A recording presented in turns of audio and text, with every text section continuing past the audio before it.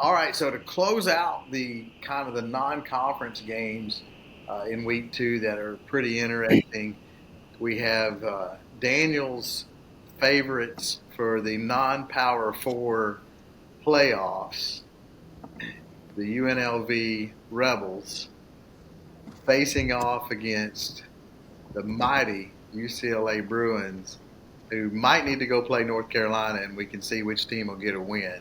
But anyhow, so Daniel, tell me how bad Vegas is going to beat the Bruins. Yeah, so they have the line UCLA's a 2.5 point favorite. If we go back to the spring and Joey Aguilar is still the quarterback for UCLA, I may like them in this game.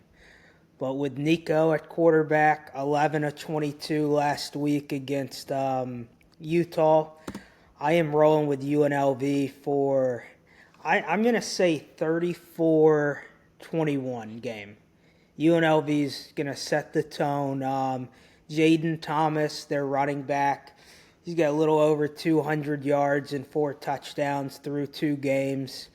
And then they've got two really good defensive backs in LaTerrence Welch, who's got 2 picks on the season, and Amaris Brown, who's got 2 interceptions.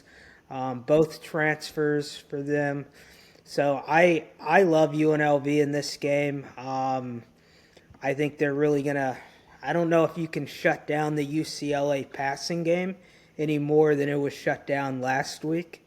But I think about 165 yards through the air for UCLA this week and a big win for UNLV. And I, I don't know if beating UCLA gets you to number 25 just yet, but they'll be knocking on the door of the top 25 after this one.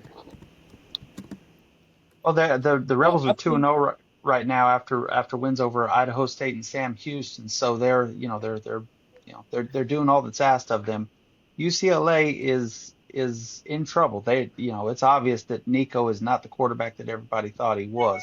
How impressive he ends up being throughout the season. I think we got to go a little longer to see him.